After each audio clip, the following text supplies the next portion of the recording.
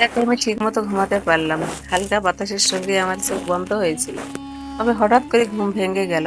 অদ্ভুত এক অনুভূতি হচ্ছিল, যেন কিছু একটা ছিল যা আমাকে টেনে নিয়ে যাচ্ছিল। সবার ঘরের দরজা বন্ধ ছিল, কিন্তু বাড়ির ভেতর থেকে কিছু অস্বাভাবিক আওয়াজ শুনতে পেলাম। একটু চমকে উঠে আমি বিছানা থেকে উঠলাম এবং গায়ে চাদর জড়িয়ে ধীরে ধীরে বাড়ির ভেতরে হাঁটতে শুরু করলাম। সেই মুহূর্তে আমার মনে হলো কিছু একটা অদ্ভুত হতে চলেছে, কিন্তু কি তা আমি বুঝে উঠতে পারলাম না।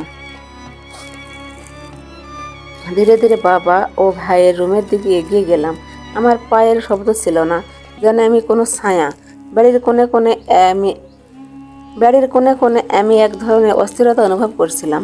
কিন্তু তখনই একটি দৃশ্য আমার চোখে পড়ল, যা পুরো আমার চিন্তা ভাবনা পাল্টে দিল। বাবার রুমের দরজা কিছুটা খোলা ছিল এবং ভেতর থেকে অদ্ভুত এক শান্তির অনুভূতি ভেসে আসছিল। আমি আস্তে আস্তে দরজার কাছে গিয়ে দাঁড়ালাম। ভেতরে বাবা একা দাঁড়িয়ে আছেন এবং খুব শান্তভাবে নামাজ পড়ছেন। দৃশ্যটা আমাকে হতবাক করে দিল। বাবা, যিনি সারাদিন আমাদের জন্য কঠোর হয়ে থাকেন, যিনি আমাদের সব কিছুর জন্য রক্ষণশীল, কিন্তু তার এই একান্ত সময়ের মধ্যে আমি কি দেখছিলাম, এক ধরনের প্রশান্তি যা আমি আগে কখনো অনুভব করিনি। আমি ভাবলাম, বাবা কি জানেন যে আমি এখানে দাঁড়িয়ে আছি, নাকি এই মুহূর্তে আল্লাহর সঙ্গে তার সম্পর্ক এতটাই গভীর যে তাকে কিছু না কিছু জানিয়ে এই শান্তি ভোগ করা সম্ভব। বাবার নামাজে তার সব সময় মনোযোগ নিবদ্ধ ছিল। তার মুখবয় ছিল একদম শান্ত এবং নিশ্চিন্ত। আমি ভাবতে শুরু করলাম, বাবা তো কখনো বলেন না যে আমি আল্লাহর প্রতি কতটা ভালোবাসা অনুভব করি। তিনি আল্লাহর প্রতি কতটা ভালোবাসা অনুভব করেন। তবে এই নামাজে তার চেহারায় সে ভালোবাসার পুরো চিত্র ফুটে উঠেছিল। বাবার মুখে কোনো দুঃখ বা কষ্টের ছাপ ছিল না, বরং যেন তার প্রতিটি একক শব্দের এক ধরনের আশ্বাস, এক ধরনের শান্তির মর্মব্যানী রয়েছে। আমি দাঁড়িয়ে থাকলাম, যেন কোনো দৃষ্টি না দেবার চেষ্টা করছিলাম, কিন্তু আসলে আমি যে তাকে দেখছিলাম, আমি জানতাম তিনি বুঝতে পারছেন। বাবা কখনো সরাসরি তার অনুভূতি বা ভাবনা ব্যক্ত করেন না। তার চোখের ভাষা, তার কাজের ভাষা সব কিছুই বলে দেয়। আমি জানতাম যে তিনি এই মুহূর্তে এমন এক পৃথিবীতে আছেন যেখানে আমি প্রবেশ করতে পারবো না। এটি ছিল শুধুমাত্র তার এবং আল্লাহর মধ্যকার এক অমূল্য সম্পর্ক। এক সময় বাবা নামাজ শেষ করে সেজন্য রুমের দিকে ফিরলেন। আমি ধীরে ধীরে পিছনে হেঁটে আমার ঘরে ফিরে এলাম। এই দৃশ্য আমার মধ্যে কিছু এক রকমের অনুভূতি তৈরি করছিল। বাবার প্রতি আমার শ্রদ্ধা বাড়িয়ে দিল, যদিও আমি কখনো তাকে প্রকাশ্যে এভাবে প্রশংসা করি না।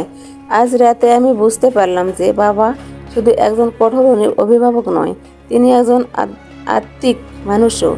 আল্লাহর প্রতি তার অনুগত্য, তার বিশ্বাস, তার গভীর ভালোবাসা আমি প্রথমবারের মতো অনুভব করলাম।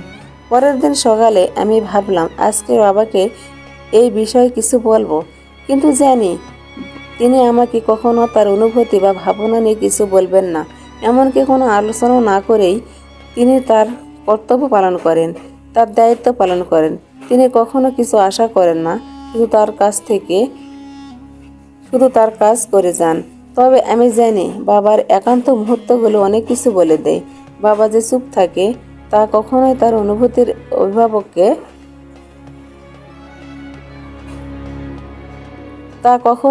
অনুভূতির অভাবকে নির্দেশ করে না, বরং তার চুপ থাকা নিজস্ব প্রশান্তির এক প্রকাশ।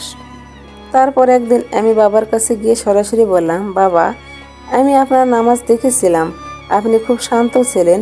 মনে হলো আপনার সঙ্গে আল্লাহর এক অদ্ভুত সম্পর্ক রয়েছে। বাবা কিছুটা অবাক হলেন, তারপর ধীরে ধীরে বললেন, তুমি যা দেখেছো তা তোমার ভালো লাগা, কিন্তু জানো এই শান্তি আমি শুধু আল্লাহর কাছ থেকে পেতে পারি। যখন আমি নামাজ পড়ি তখন মনে হয় আমি আর পৃথিবী নামক এই অস্থির পরিবেশের অংশ নই। আমি তখন একান্তভাবে আল্লাহর কাছে পৌঁছাই এবং সেই মুহূর্তে কিছু গুরুত্বপূর্ণ থাকে না, কেবল আল্লাহর আদেশ পালন করা। বাবার কথাগুলো আমার মনে গেঁথে গেল, আর এই কথাগুলো শুনে আমি জানলাম বাবার মধ্যে এমন এক শক্তি রয়েছে যা কোনো প্রশংসার উপর নির্ভর করে না। তিনি তার আত্মার প্রশান্তি খোঁজেন আল্লাহর কাছে এবং সেটাই তার জীবনের মূল্য উদ্দেশ্য। যত কঠোরই হোক, তার ভিতরে এক অদৃশ্য শান্তি রয়েছে, যা তাকে আল্লাহর কাছ থেকে প্রাপ্ত বাবা তার সন্তানের সামনে কখনো তা প্রকাশ করেন না, কিন্তু আমি জানি তার এই অদৃশ্য ভালোবাসা এবং অনুগত্য তাকে পৃথিবী জুড়ে একজন অমূল্য অভিভাবক করে তোলে। এখন যখন আমি প্রতিদিন তার কাছে কিছু শিখতে বসি, তখন আমার মনে হয় আমি শুধু একজন ভালো মানুষ হতে চাই না, আমি একজন ভালো মুসলিম হতে চাই। আমি বাবার মতো আল্লাহর প্রতি গভীর ভালোবাসা এবং আনুগত্য অনুভব করতে চাই, এমন এক মুহূর্তের জন্য যেখানে কেবল আল্লাহর সঙ্গে আমি এক। বাবার নামাজের সেই শান্তি আর তার স্নিগ্ধতা আমাকে সারা জীবন অনুপ্রাণিত করবে।